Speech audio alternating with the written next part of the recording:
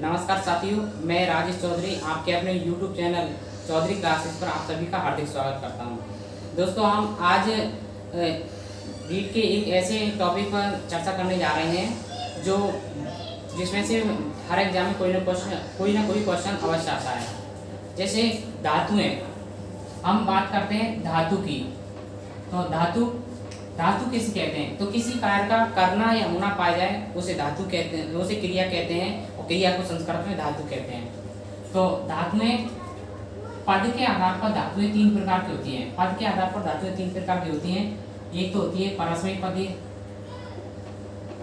परस्मैपदीय धातुएं, दूसरी होती हैं आत्मनेपद धातुएं और तीसरी होती हैं उभयपदीय धातुएं। तो ये पद के आधार पर धातुएं तीन प्रकार की होती हैं। पहली परस्मैपदीय, दूसरी आत्मनेपदीय, तीसरी उभयपदीय। परस्मैपद धातु में आती हैं जैसे पट है, गम है, क्रीड है। और आत्मनेपद धातु आती हैं जैसे सेव, रुच, लव इत्यादि। इसमें आती हैं जैसे रुच है, पच है आदि। ये पद के आधार पर धातुएं तीन प्रकार की होती हैं। धातुओं के बाद में हम बात करते हैं धातुओं के कर्म के आधार पर धातुएं तीन प्रकार की होती हैं। वो दो प्रकार की होती हैं कर्म के आधार पर। एक तो होती है सकर्मक धातुएं और एक होती है अकर्मक। सकर्मक धातुएं उन्हें कहते हैं जिनके साथ में कर्म आता है, कर्म साथ में आता है, और जिनके साथ में कर्म नहीं आता है, कर्म नहीं हो, उन्हें कहते हैं अकर्मक धातुएं। सकर्मक धातुओं से कर्तृवाच्य और कर्मवाच्य बनता है, जबकि अकर्मक धातुओं से कर्तृवाच्य और भाववाच्य बनता है। इसके बाद में परस्मैपद धातुएं के रूप जो चलते हैं वो इस प्रकार हैं। परस्मैपद धातुओं के जैसे इसके रूप चलते हैं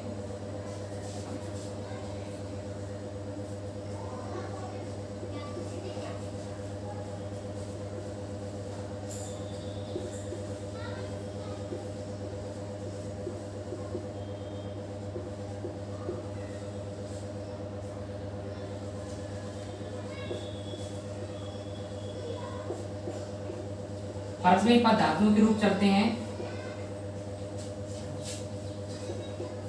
जैसे देखिए, पुरुष में प्रथम पुरुष में आता है तिप, तस और जी। तिप, तस, जी। मध्यम पुरुष में आते हैं सिप, थस, थे।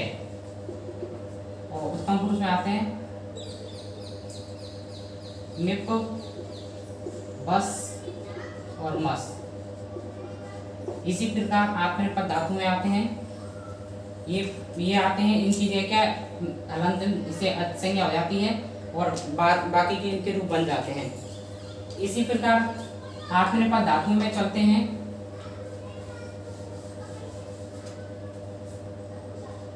ते, अताम, झे, इड, थास, आथाम, धम,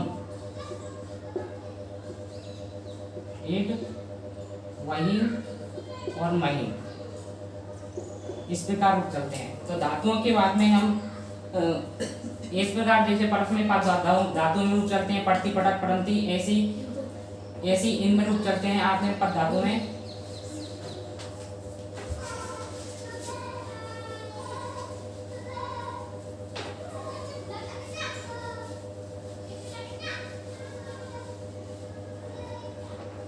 इसके बाद में हम बात करते हैं लकार की। लकार ले वर्ण आदेव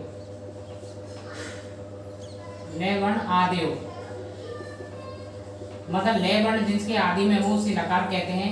लकारों की संख्या से क्वेश्चन बनता है। लकारों की संख्या कितनी होती है? तो लकारों की संख्या से क्वेश्चन बनता है। तो लकारों की संख्या संस्कृत में 10 मानी गई है।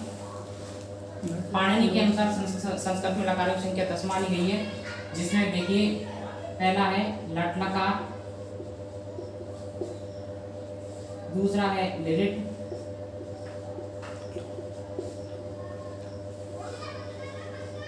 लोट, लोट लकार,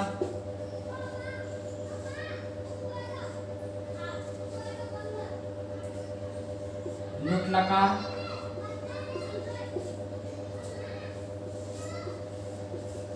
लेट लकार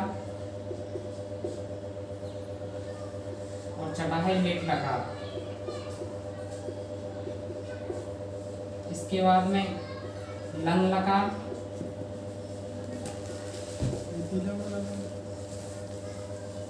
लिंग लकार,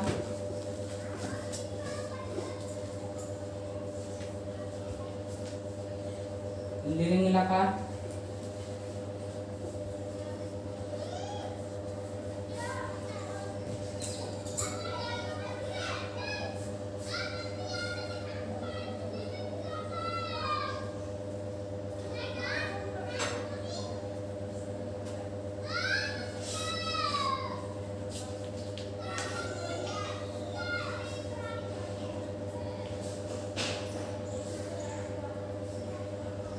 लिंग लकार,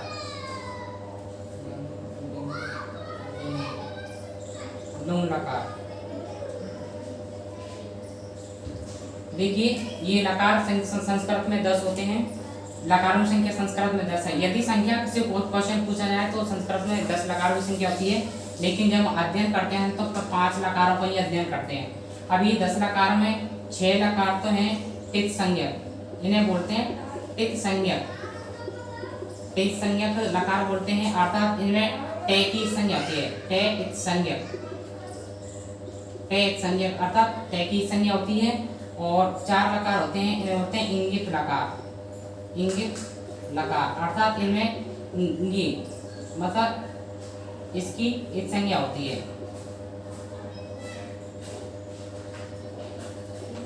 इस संज्ञा होती है।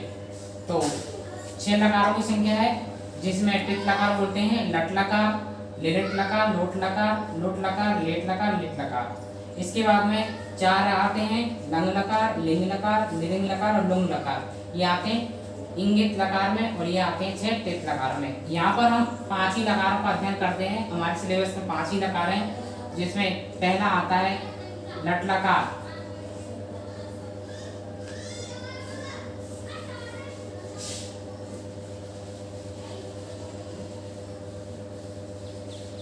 इसके बाद में देखिए दोस्तों, एक बात और मैं बताना चाह रहा हूँ। जहाँ पर अभी हमने पढ़ा था लिंग लकार, इस लिंग लकार के 2 वेद होते हैं। एक तो होता है, अब आपके मन में आ रही होगी कि यहाँ पर हमने विधि लिंग लकार का तो नाम ही नहीं आ रहा, जबकि हम उसको पढ़ते हैं चाहिए अर्थ में। तो एक लिंग लकार जो हमने इंगित लकार में पढ़ा था, उसके 2 रूप होते हैं। एक तो होता है आश्रित लिंग, आश्रित लिंग, और दूसरा होता है विधि लिंग। तो यहाँ पर इसके भेदों में आते हैं, एक तो आता है आश्रित लिंग और एक आता है विधि लिंग। इसके 2 वेद होते हैं लिंग लकार के। तो देखिए हम इनको 5 का अध्ययन करते हैं। एक तो होता है लट लकार, दूसरा आता है लिट लकार, तीसरा आता है लोट लकार, चौथा होता है लंग लकार और 5वां होता है विधि लिंग लकार।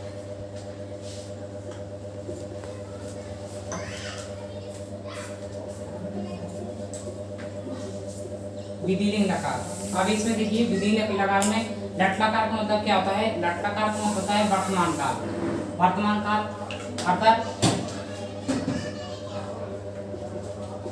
वर्तमान काल। और लिरिट लकार का मतलब होता है भविष्य काल। और लोट लकार का मतलब होता है आज्ञार्थक, आज्ञार्थक मतलब यहाँ पर आज्ञा देना और लेना पाया जाता है। लंग लकार का मतलब होता है भूतकाल। और विधि लिंग का होता है चाहिए अर्थ में, चाहिए अर्थ में। तो देखिए लट लकार वर्तमान काल, इसकी सामान्य पहचान होती है जिसमें रहा है, रही है मतलब है आता है। कार्य का जारी होना मतलब वर्तमान में कार्य के में जारी होना पाया जाता है, मतलब निरंतरता पाई जाती है।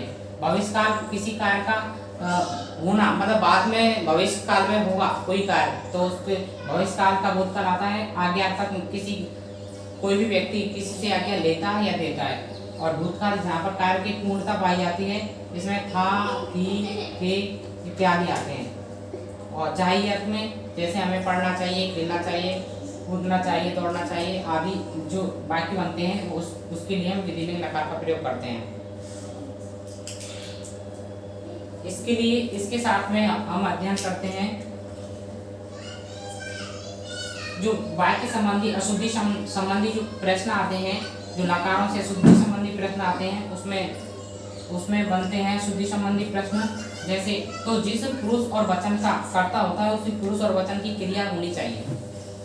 जिस पुरुष और वचन का कर्ता होता है क्रिया भी उसी पुरुष और वचन की होनी चाहिए। जैसे देखिए हम पढ़ धातु के रूप बनते हैं लट लकार। पढ़ धातु लट लकार में देखिए पठती, पठते, पठन्ति, पठसी, पठत, पठत, पठामी, पठावे और पठामे।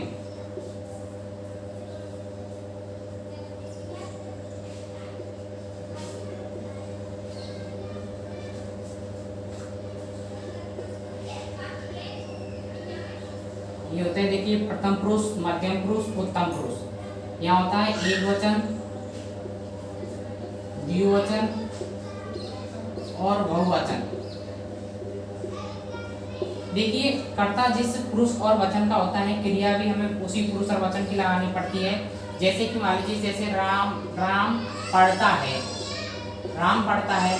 अब इसे हमें पहले तो ये पहचानना है कि ये जो सेंटेंस है वो वर्तमान काल का है या भूतकाल का है, भविष्य काल का है, या इसमें आज्ञा दी जा रही है या ली जा रही है या फिर कोई चाहिए अर्थ में। तो जैसे राम पढ़ता है, इसमें राम पढ़ता है मतलब वर्तमान काल में पढ़ता है, कार्य काल में निरंतरता पाई जा रही है, तो यहाँ पर क्रिया वर्तमान काल की है। तो राम क्या है, प्रथम पुरुष एक वचन का है, तो राम में आ जाएगा राम है, मतलब राम में प्रथम विभक्ति एक वचन आ जाएगा।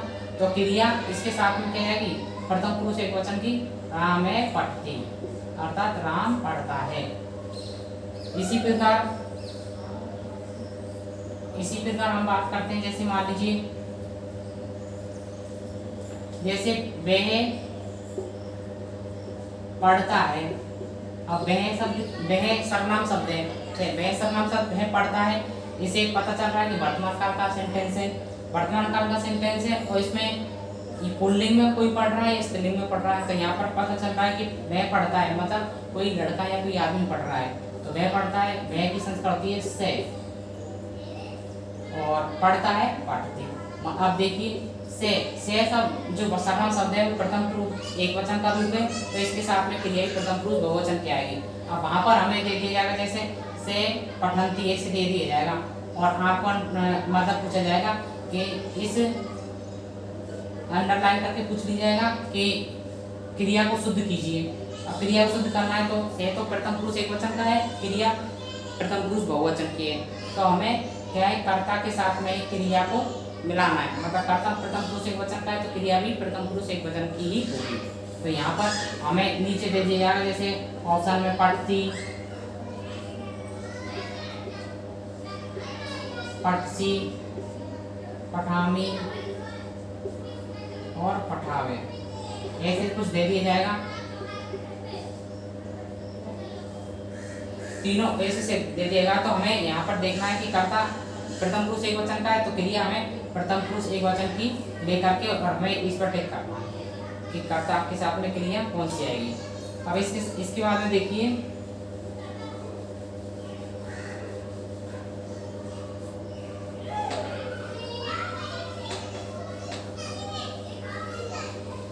इसके बाद में जैसे हम ये तत् शब्द के रूप तीनों लिंगों में पढ़ते हैं। तत् शब्द तीनों लिंगों में, तत् शब्द के रूप तीनों लिंगों में जैसे देखिए इधर तो आते हैं पुरुष, इधर आते हैं एक वचन, द्विवचन और बहुवचन। पुरुष में प्रथम पुरुष प्रथम पुरुष को ही हम बोलते हैं अन्य पुरुष। प्रथम पुरुष को ही बोलते हैं अन्य पुरुष। अब इधर देखिए यहाँ पर चलता है पुल्लिंग,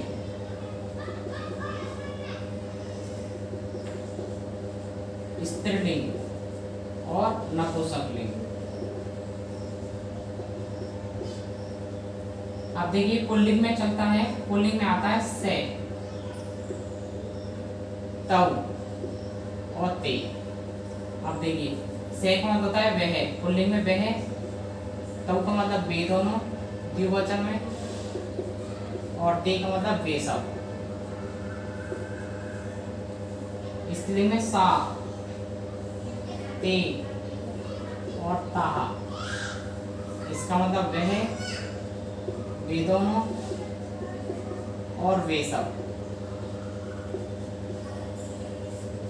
नपुंसकलिंग में तत्, ते, तानि, तत् ते तानि, मतलब तत् का अर्थ होता है वह, वे दोनों और वे सब।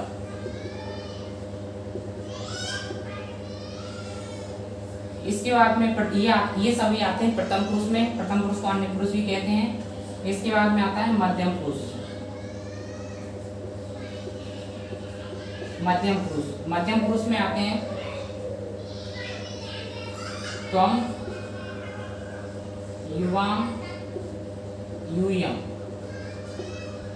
त्वम का अर्थ होता है तुम, तुम दोनों और तुम सब।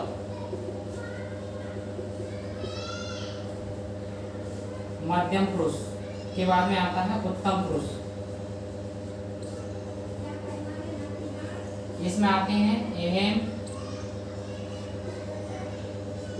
आवाम और वयम। एहम का अर्थ होता है मैं, आवाम का अर्थ होता है हम दोनों, और वयम का होता है हम सब। देखिए तत्सब के रूप तीनों लिंगों में चलते हैं। पुरुष संस्करण में तीन होते हैं, प्रथम पुरुष, मध्यम पुरुष, उत्तम पुरुष। प्रथम पुरुष को ही अन्य पुरुष कहते हैं। और वचन संस्करण में तीन होते हैं, एक वचन, द्विवचन और बहुवचन। आप देखिए इसके जो पुल्लिंग में तत्शब्द का रूप होता है से का वह, तब मतलब वे दोनों, और ते का अर्थ होता है वे सब। स्त्रीलिंग में सा का अर्थ होता है वह, ते का मतलब वे दोनों, और ता का मतलब वे सब। नपुंसकलिंग में तत् का अर्थ होता है वह, ते का मतलब होता है वे दोनों, और तानी का अर्थ होता है वे सब। उसके बाद में आता है मध्यम पुरुष। मध्यम पुरुष में आता है त्वम, युवाम, तुम दोनों, यूयम मतलब तुम सब। उत्तम पुरुष में आता है अहम का अर्थ मैं, आवाम का अर्थ हम दोनों, और वयम का मतलब हम सब। ये आते हैं। अब जैसे मान लीजिए पूछ जाता है से पुस्तकम पठति। अब यहाँ पर ये बात की सही है, लेकिन अब यहाँ पर पठति की जगह पर एग्जामिनर लिख देगा से पुस्तकम पठते लिख देगा, से पुस्तकम पठते। अब इसकी जगह आपको फिर ऑप्शन में दे देगा कि मतलब उपरोक्त वाक्य को शुद्ध करने के लिए क्या शब्द आएगा। तो यहाँ पर हमें देखना है कि कर्ता किस पुरुष और वचन का है। कर्ता प्रथम पुरुष का एक वचन है, और क्रिया क्या है, ये प्रथम पुरुष के द्विवचन की है, तो हमें क्रिया भी प्रथम पुरुष एक वचन की ही लेनी पड़ेगी। तो यहाँ आएगा पठते। जैसे मान लीजिए आपसे दे जाएगा तव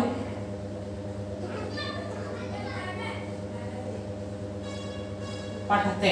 अब देखिए तव पठते, अब इसमें पूछ रहे हैं तव पठते, तव यानी वे दोनों, और पठते ये किस में आता है, ये मध्यम पुरुष के द्विवचन में आता है, जबकि ये जो करता है ये प्रथम पुरुष का द्विवचन है। तो क्रिया भी इसके साथ में द्विवचन की आनी चाहिए।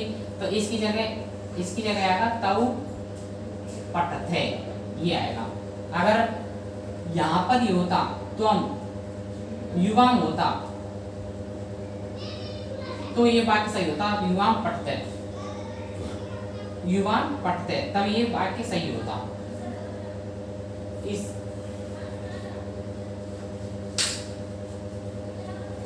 इसी प्रकार कोई भी सेंटेंस देकर, जैसे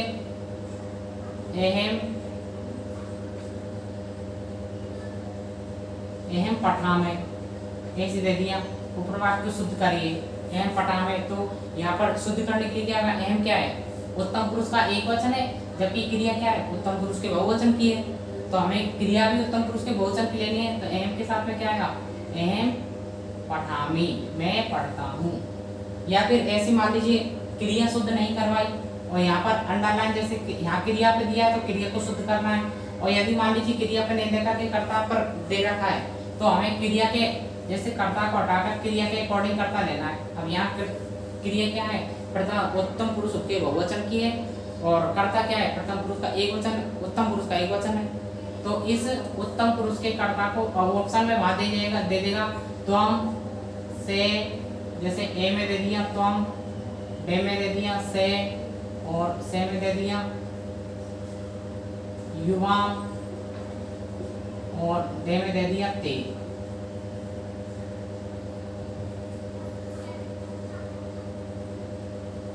आवाम ऐसे दे दिया। तो अब हमें यहाँ पर कर्ता को अंडरलाइन किया हुआ है, क्रिया के अकॉर्डिंग कर्ता रखना है। तो क्रिया क्या है, उत्तम पुरुष के बहुवचन की क्रिया है। तो हमें यहाँ पर ये ऑप्शन है, देखिए क्रिया उत्तम पुरुष के बहुवचन क्या है, तो हमें क्रिया के साथ में कर्ता को भी उत्तम पुरुष का बहुवचन लेना है। तो यहाँ पर लिखना है हमें वयम, क्योंकि ये वयम के साथ में वयम उत्तम पुरुष का बहुवचन है और कर्ता उत्तम पुरुष का बहुवचन होगा तो क्रिया उत्तम पुरुष के बहुवचन की आएगी। और क्रिया अगर अब ज़्यादा अधिकतर तो क्वेश्चन क्रिया से ही पूछा जाएगा वाक्य शुद्धिकरण में, कि जैसे क्रिया को अंडरलाइन करके पूछा जाएगा। जैसे मान लीजिए पूछ लिएगा युवाम पुस्तकम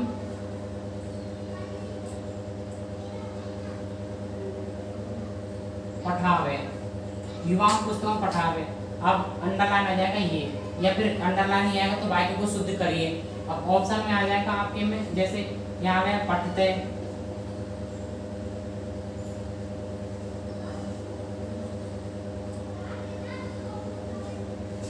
पठते, पठावे या पठावे, ये आ गया। अब ये आपको देखना है कि इसमें युवाम पुस्तकम पठावे ये वाक्य सही है, इसके लिए कौन सा शब्द आएगा,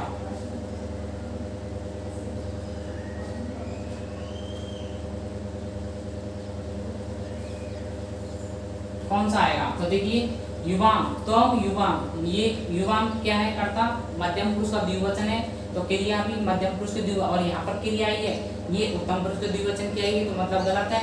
तो ये प्रथम उत्तम पुरुष का मध्यम पुरुष का द्विवचन है, तो क्रिया भी मध्यम पुरुष के द्विवचन की आएगी।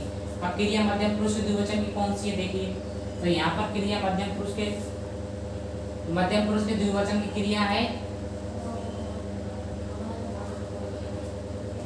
पठते, पठते मध्यम पुरुष के द्विवचन की क्रिया।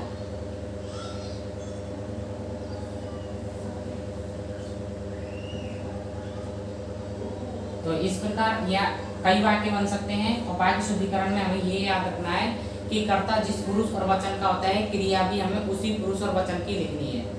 यदि कर्ता एक वचन का है तो क्रिया भी एक वचन की आएगी, यदि कर्ता द्विवचन का है तो क्रिया द्विवचन की आएगी, यदि कर्ता बहुवचन का है तो क्रिया भी बहुवचन की आएगी। और ये हमें ये देखना है कि कर्ता कौन से पुरुष का है, तो क्रिया भी हमें उसी पुरुष के और उसी वचन की लिखनी है। जैसे यदि कर्ता प्रथम पुरुष का एक वचन में से कोई सा है तो क्रिया भी हमें प्रथम पुरुष के एक वचन की ही लिखनी है। यदि कर्ता मध्यम पुरुष के एक वचन की है तो क्रिया भी मध्यम पुरुष के एक वचन की लिखनी है। यदि कर्ता उत्तम पुरुष का एक वचन है तो क्रिया भी उत्तम पुरुष के एक वचन की ही लिखनी है। ये तो हो गई कर्म। यदि सर्वनाम शब्द आते हैं, यदि मान लीजिए संज्ञा शब्द आते हैं, संज्ञा में कोई भी व्यक्ति का नाम आ जाएगा, जैसे मान लीजिए दे दिया राम पढ़ता है, या फिर ऐसे संस्कृत में दे दिया राम है पठंती। अब हमें देखना है कि राम शब्द क्या है, प्रथम व्यक्ति का एक वचन है, और जबकि पठंती क्या है, प्रथम पुरुष का बहुवचन है। तो इसके साथ में ये अन्य अन्य अन्य क्यों होते हैं, क्यों कहते हैं इसको प्रथम पुरुष को, क्योंकि इसके साथ में अन्य जैसे कर्ता जो भी किसी का नाम होता है वे सब इसी में आते हैं। तो राम है प्रथम पुरुष प्रथमा व्यक्ति का एक वचन है, तो क्रिया हमें एक वचन की लिखनी है क्योंकि ये क्रिया किसकी है, बहुवचन की है। तो राम के साथ में क्या आएगा, पठ। राम है पठती, राम के साथ में पठती आ जाएगा। अगर मान लीजिए यहाँ होता रामौ पठन्ति, तब हमें क्या लिखना, रामौ पठन्ति। तो कर्ता क्या है, प्रथम पुरुष प्रथम व्यक्ति का द्विवचन है, तो क्रिया प्रथम पुरुष की बहुवचन की है। तो यहाँ पर हमें कर्ता को भी कर्ता के अकॉर्डिंग क्रिया को लिखना है। तो राम के साथ में लिख रहा है राम है पढ़ते, राम पढ़ता है। ठीक है दोस्तों, नमस्कार। यदि आपको ये वीडियो पसंद आई हो तो लाइक और शेयर अवश्य करें। धन्यवाद।